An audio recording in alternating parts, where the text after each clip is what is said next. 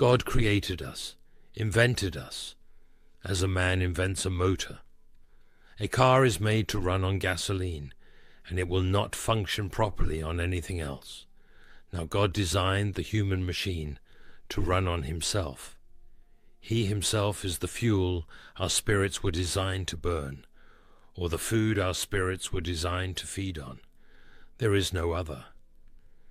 That is why it is no good asking God to make us happy in our own way. Without bothering about religion, God cannot give us happiness and peace, apart from himself, because it is not there. This is the key to history. Happiness and peace are intrinsically linked to God and cannot be achieved separately. What Satan put into the heads of our remote ancestors was the idea that they could be like gods. They could set up on their own, as if they had created themselves, be their own masters, invent some sort of happiness for themselves outside God, apart from God. And out of that hopeless attempt has come nearly all that we call human history: money, poverty, ambition, war, prostitution, classes, empires, slavery. The long, terrible story of man trying to find something other than God which will make him happy. The reason why it can never succeed is this: God made us, invented us. As a man invents an engine, a car is made to run on petrol, and it would not run properly on anything else. Now God designed the human machine to run on himself. He himself is the fuel our spirits were designed to burn, or the food our spirits were designed to feed on. There is no other. That is why it is just no good asking God to make us happy in our own way, without bothering about religion. God cannot give us a happiness and peace, apart from himself, because it is not there. That is why it is so difficult for us to be happy when we are separated from God. The human machine was created to run on him, and it does not function properly in any other way. It is like trying to drive a car with the wrong fuel. It just does not work as it should. When we trust in God's timing and plan, even if we do not understand, we are using the right fuel for our spiritual life. And that is how we find true peace and happiness. Excerpt from the book, Mere Christianity. God's timing rarely coincides with ours, which is why one of the most frequent laments in the Psalms is, "How long? How long? Why not now, Lord? What possible reason could you have for prolonging this suffering even further?" Faith is, at least in part, the ability to trust that if we knew everything God knows and understood everything God understands and could see everything God sees, we would say, "That's right." It takes faith to believe that. Because our vision is so limited and our pain can seem so prolonged, as it is written in Isaiah 55 verses 8, 9. "For my thoughts are not your thoughts, neither are your ways my ways, saith the Lord. For as the heavens are higher than the earth, so are my ways higher than your ways, and my thoughts than your thoughts." But if we knew what God knows and could see what God sees, we would say, of course I see why that had to happen, to him, to them, to her, to that country, to those people, to that decision, to that thing. God knew what he was doing. God's delays do not necessarily mean God's denials. And while some of you are facing what seems to be a prolonged period of waiting from God, know that this is not necessarily a refusal. When thoughts tell you it is too late, that it will never happen now, let that go in one ear and out the other. God is faithful. What he promised you is still on its way. You may not see any sign of it, or the circumstances may indicate that there is no way. In 2 Peter 3 verse 9 it says, "The Lord is not slack concerning his promise, as some men count slackness, but is long-suffering unto us ward, not willing that any should perish, but that all should come to repentance. Things are happening that you cannot see. In the invisible realm, God is removing the wrong people from your path, aligning healing, favor, good opportunities. They are already on your schedule. But here's the main point. If you could see how it was going to happen, it would not require any faith. God can use anything and anyone to take you where he wants you to go. And so I came just to tell someone who came here feeling like a victim and arrived here thinking, woe is me, nothing good ever happens to me. I am always the last to be hired and the first to be fired, and you have your little sad song that you love to sing. I came to tell you, lift the needle, put on a new song. I am who God says I am. It is time for you to stop disqualifying yourself.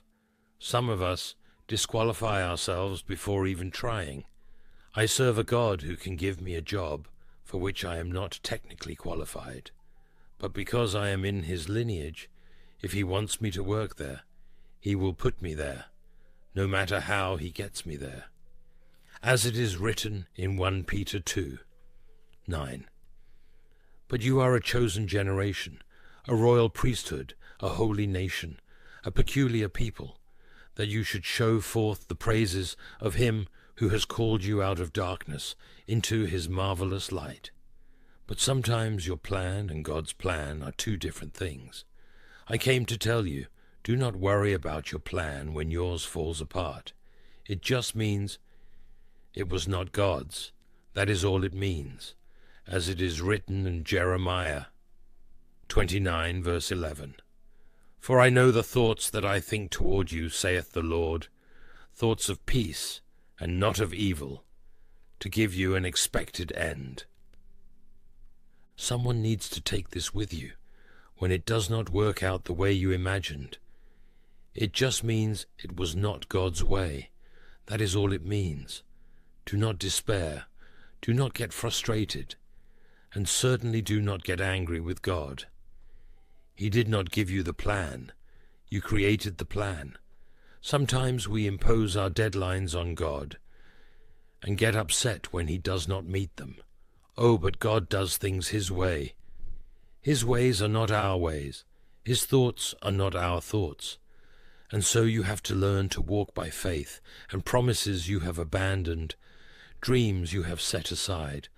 You accepted that it is too late to reach that goal, too late to break the addiction, too late to have a baby. This may seem true looking at a normal timeline. You do not see it there, but God is saying it is still on my schedule. I still have a way to make it happen. I would not have promised if I were not to fulfill it. He tells us this in Jeremiah 1, verse 12. Then said the Lord unto me, Thou hast well seen, for I will hasten my word to perform it. All day long, Father, I thank you, because what you started in my life, you will complete. It may seem too late for me, but I know it is not too late for you. Thank you for these unforeseen blessings out of season. I came to tell you, your schedule is in God's hands. He knows what he started in your life. He knows where he is taking you, and you must walk by faith and not by sight. And stop getting upset with all the people around you. It is not their responsibility to elevate your life. God is the one who will exalt you at the right time. As it is written in 1 Peter 5:6, Humble yourselves, therefore, under the mighty hand of God, that he may exalt you in due time. Never confuse your sense of urgency with God's purpose. Your urgency, your feeling that you need to do something, can deceive you into thinking that this is God's purpose. I need to do this now, but here is the thing. You feel urgency and I feel urgency, but God does not feel it.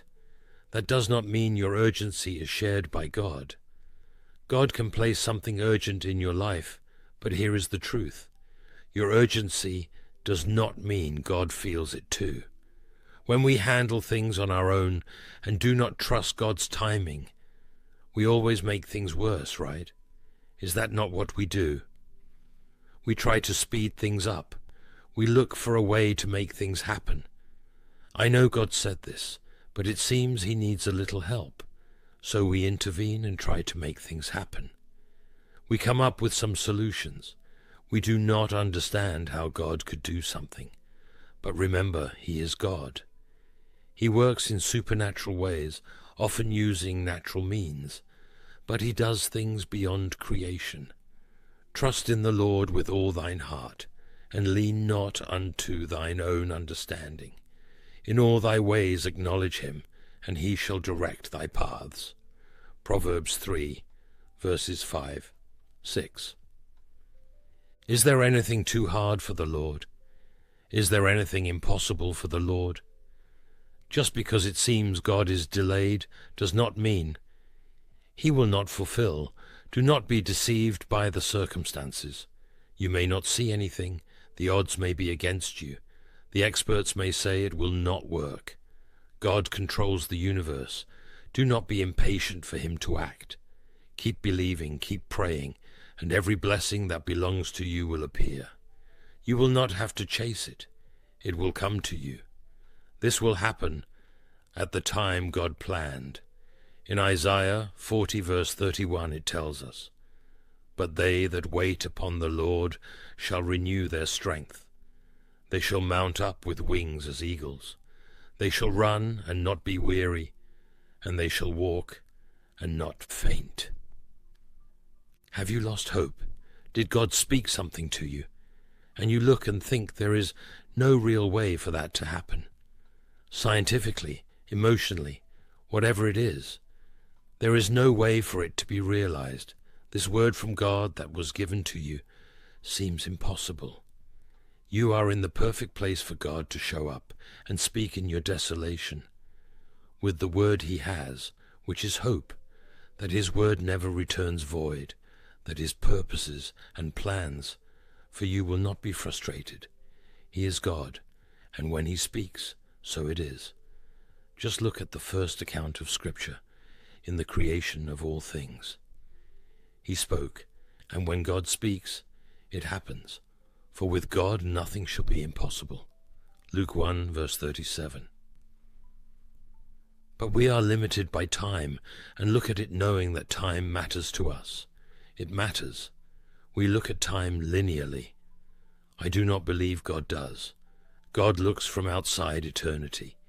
Time is something God created. He is not subservient to it. He uses it. He gave us all the numerology that is in the Bible, the 7 days being so significant, 6 days and 1 rest, and all the rhythm of the earth in its seasons. God, of course, uses time, but God is not subservient to it. God is eternal. He is the Alpha and the Omega, the beginning and the end. He was, he is, and he will be. He is outside of time. He is God. So remember that.